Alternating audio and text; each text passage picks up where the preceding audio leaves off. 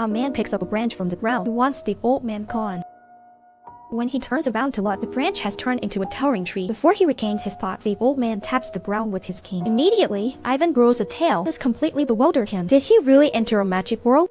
Just a minute ago, Ivan was still living in the modern world. He joyfully slid down the water dial. He suddenly flew out of a hollow tree. An enigmatic old man appeared beside him. He claimed to be a wizard and said Ivan was the son of a warrior, but he knew he was an orphan. But the old man clung to him. He pulled a ring from his pocket. It looked nice, so Ivan put it on. And in a flash, he turned into a moth and disappeared. As Ivan stood there, confused, many soldiers appeared before him. Without a word, they took him to the king. Just as he faced questioning, the king suddenly saw the ring on his hand. He quickly cut the ropes binding Ivan's hands. Before Ivan could regain his composure, he was welcomed as the son of a legendary warrior. Then the beautiful queen appeared. She arranged the finest room for Ivan as soon as she left the king's sight.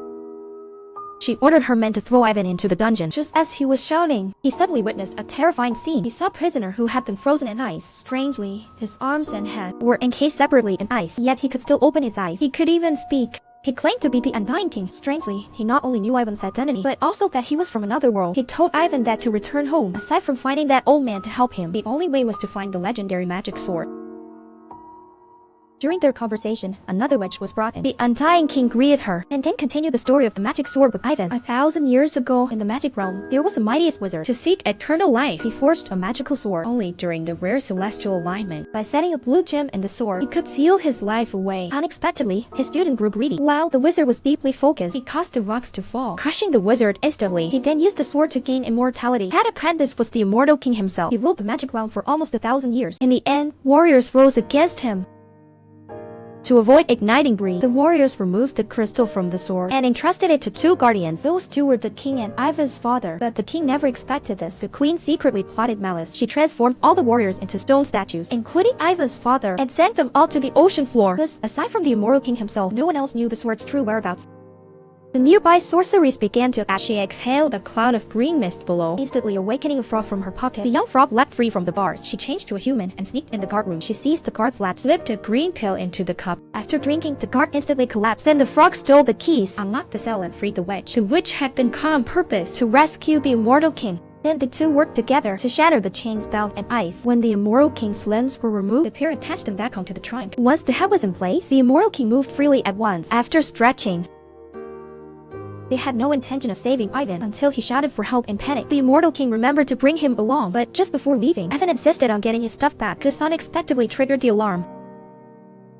A fierce battle was inevitable. The immortal king, relying on his fearlessness, defeated a few soldiers with ease. The young frog was even more valiant, faced the enemy head-on.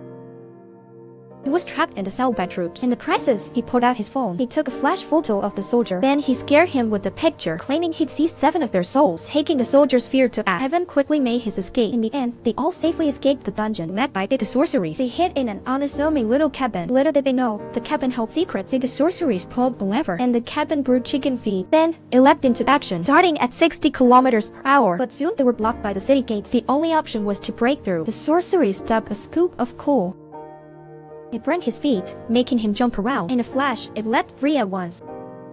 After learning of their escape, the queen turned into a white owl, ready to intercept them. Seeing the queen catching up, the sorceress passed control to Frog while she put an iron can into the furnace. As she sprinkled green powder into it, the can instantly turned bright red. In the next moment, it became a shell and knocked the queen directly to the ground. After fleeing deep into the woods, the chick house landed on its feet.